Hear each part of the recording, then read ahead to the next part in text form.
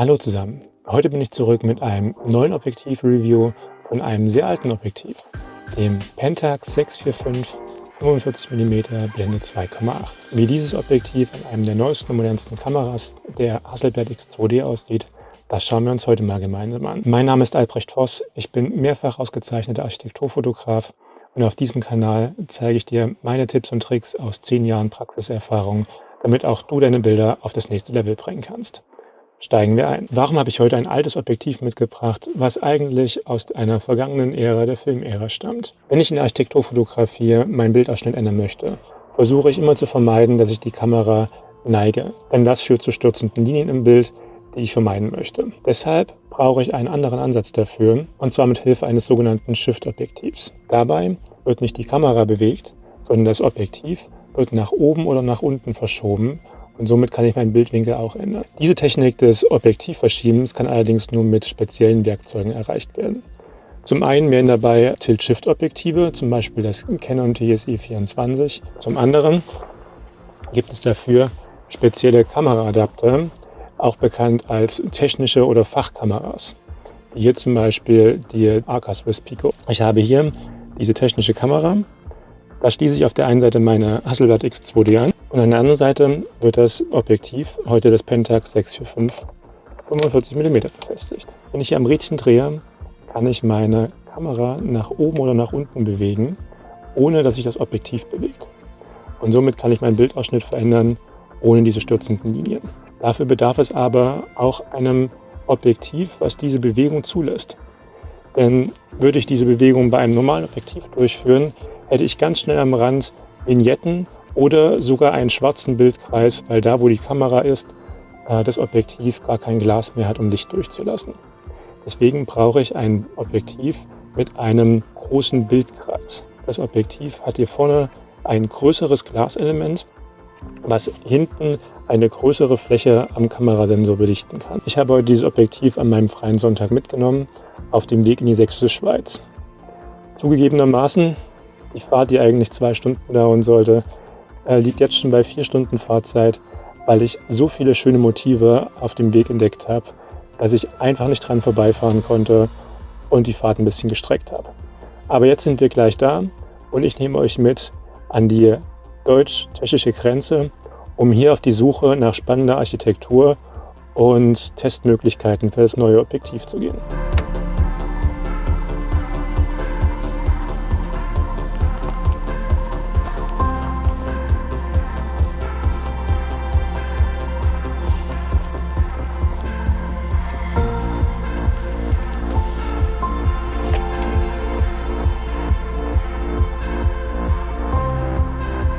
Ich bin bei meinem ersten Spot angekommen, dem alten Gaswerk in Schrenkow. Ich hoffe, ich spreche das richtig aus.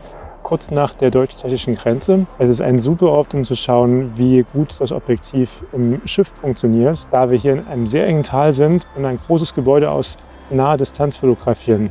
Besonders wenn man betrachtet, dass es ein 45 mm Objektiv ist. Also schauen wir uns das Ganze mal an.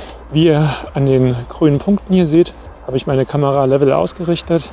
Das heißt, wir schauen jetzt gerade direkt auf das Gaskraftwerk drauf und von der Komposition passt es gerade so ganz knapp. Wir haben hier oben die Spitze des Daches drauf und unten so ein kleines bisschen von dem Eingangsbereich, aber es ist schon alles ziemlich eng miteinander. Der Vorteil, den wir jetzt mit den Shift-Möglichkeiten der Arca Swiss Pico Kamera haben, ist, dass wir jetzt, ohne die Kamera zu bewegen, unseren Bildausschnitt verändern können. Das heißt, ich drehe unten an dem Rädchen und die Kamera wandert nach oben, was dazu führt, dass wir mehr vom unteren Bildausschnitt sehen. Sodass wir jetzt hier den ganzen Treppenaufgang schon sehen können vom Haus, was mir als erstes Bild ganz gut gefällt. Dafür nehmen wir mal eine Aufnahme auf.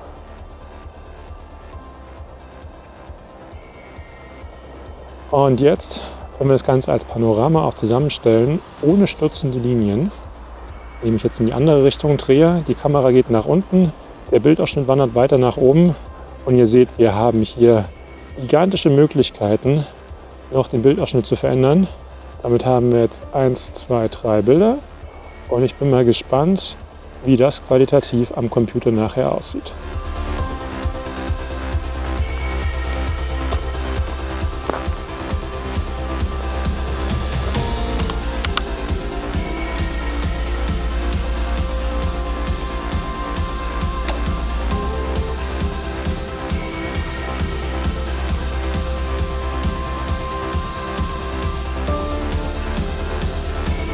Auf dem Weg bin ich auf eine kleine Kapelle gestoßen, die wirklich wunderschön hier in der Schneelandschaft der Sächsischen Schweiz steht. Direkt am Objektiv können wir die Blende einstellen.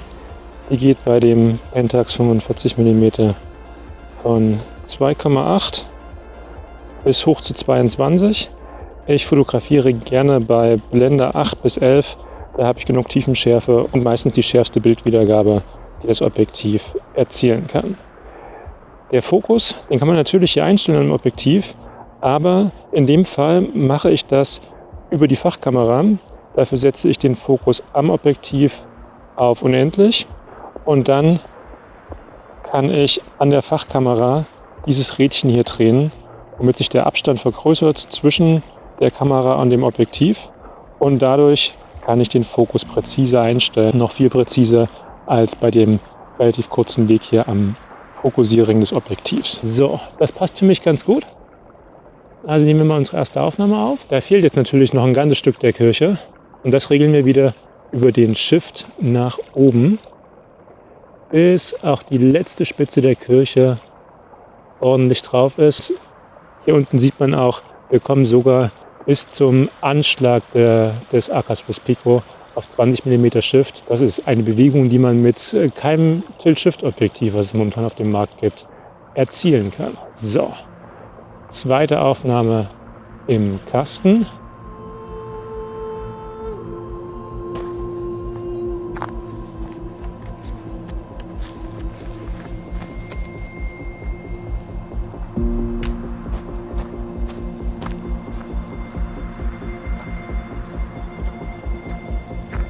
Oh, scheint, als ob ich genau richtig gekommen bin. Wir haben gerade noch so die letzten 10 Minuten ein paar Sonnenstrahlen auf den Felsen im Vordergrund. Hier gucken wir uns mal an, was noch für eine Komposition auf uns wartet. Mit Blick auf die Bastei. Ich muss mich jetzt ganz schön ranhalten, dass ich noch das richtige Licht erwische. Davon gibt es nicht mehr sehr viel. Das sieht einfach gerade wundervoll aus. Ich nehme gerade ein Bild auf mit dem Pentax 45 mm. Einmal ohne Tilt und ohne Shift und irgendetwas. Einfach gerade raus.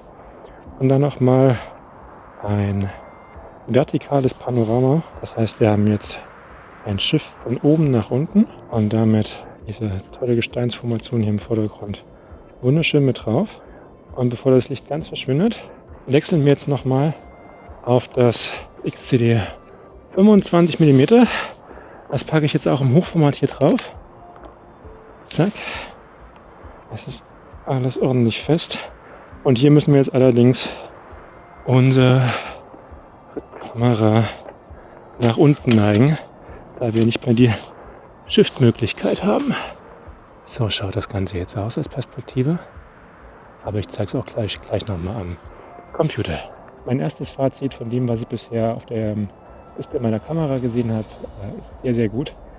Das Objektiv scheint wirklich scharf zu sein und hat einen super weiten Bildkreis, mit dem ich mit der Aca-Swiss Pico weit shiften kann, was phänomenal ist für meine Architekturaufnahmen. Für das letzte Motiv, was wir jetzt gesehen haben mit Landschaftsfotografie, ist, glaube ich, das originale XPD-Line-Up das deutlich bessere. Es ist kompakter, schärfer, du hast Autofokus dabei und Bildstabilisierung. Das macht einfach mehr Sinn. Und vor allem ist es auch viel leichter, wenn du in der Landschaft unterwegs bist. Aber wir schauen das Ganze jetzt nochmal im Detail am Computer an, um zu sehen, wie das Pentax beim Reinzoomen ins Bild standhält.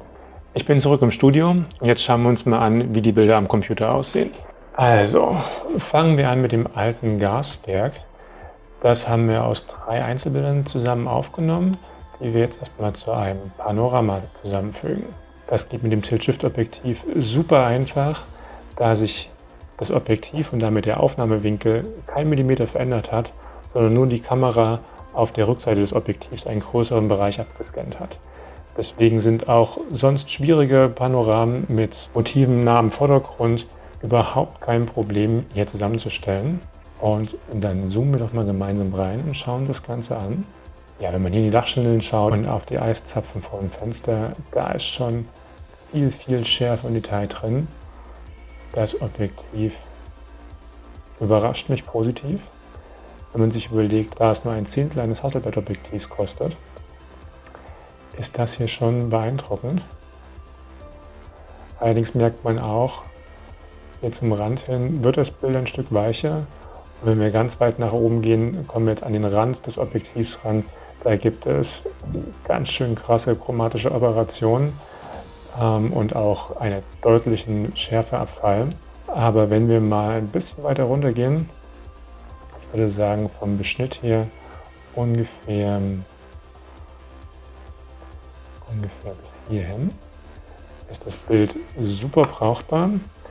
Wenn man seine Panoramen erstellt, sollte man wahrscheinlich nicht den gesamten Schriftbereich des Acasus Pico auskosten, sondern eher so bis 15 mm gehen.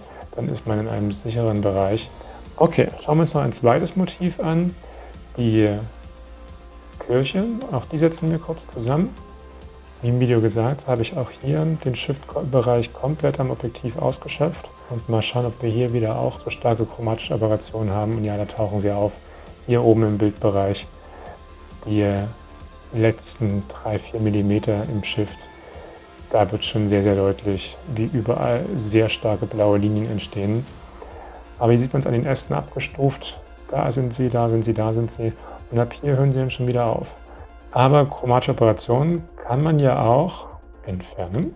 Wenn wir hier den Slider in Lightroom einfach ein bisschen nach rechts setzen, sieht man gleich, wie sie deutlich abgemildert sind. Hier oben gibt es eine Randabschattung, die ist extrem, finde ich, nicht mehr brauchbar, zumindest für kommerzielle Zwecke oder für Fotokunst, wenn man Details in der Bildecke hat. Schauen wir uns jetzt noch mal eine direkte Gegenüberstellung von dem Pentax 645 und dem Hasselblad XCD38V an. Wenn ich jetzt hier an den Bildrand des Objektivs gehe, wird der Unterschied deutlicher. Hier fängt das Objektiv schon richtig an, matschig zu werden. Beim Pentax sind die Details in den Fenstern einfach nicht mehr da. Es sieht ein bisschen unscharf aus, wohingegen das Hasselblad auch bis an den Rand hinein wunderbar knackig bleibt. Außerdem sieht man auch, dass die Kontraste im Hasselblad-Objektiv ein Stück stärker sind. Das Bild sieht bei dem alten Pentax insgesamt weicher aus, bringt mehr den analogen Look. Also wenn man danach sucht, auf jeden Fall eine gute Option. Es sind weichere Töne im Bild mit drin. Das letzte Motiv, was wir aufgenommen haben, ist das an der Bastei. Hier habe ich schon mal das Pentax als Panorama zusammengeschnitten.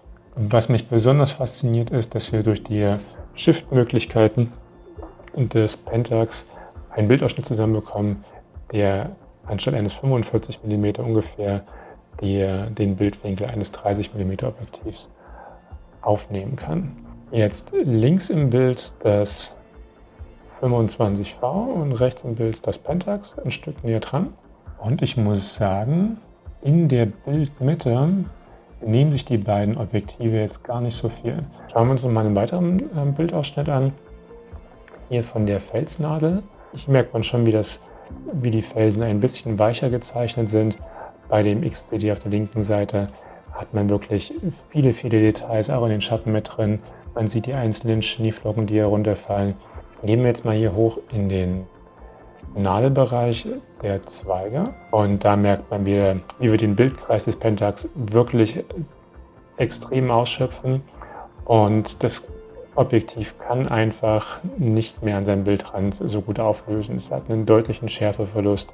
In dem Fall hier haben wir jetzt nicht so mit den chromatischen Aberrationen zu kämpfen, aber es ist kein Vergleich zwischen dem Hasselblad und dem Pentax, was die Schärfe angeht, wenn man so weit shiftet. Was ist mein Fazit zum Pentax 645 45 mm? Es hat mir wahnsinnig viel Spaß gemacht, mit dem Objektiv zu arbeiten. Und der Bildkreis, der mir fürs Shiften zur Verfügung steht, ist phänomenal. Das habe ich noch bei keinem anderen Objektiv bisher erlebt. Allerdings muss ich sagen, wenn man ins Detail reinzoomt bei den Bildern, merkt man, dass nicht alles Gold ist, was glänzt. In den weiten Shiftbereichen über 15 mm verliert das Pentax einfach an Bildqualität. Das Bild wird unscharf und die chromatischen Aberrationen sind so stark, wie ich sie bei noch keinem Objektiv gesehen habe.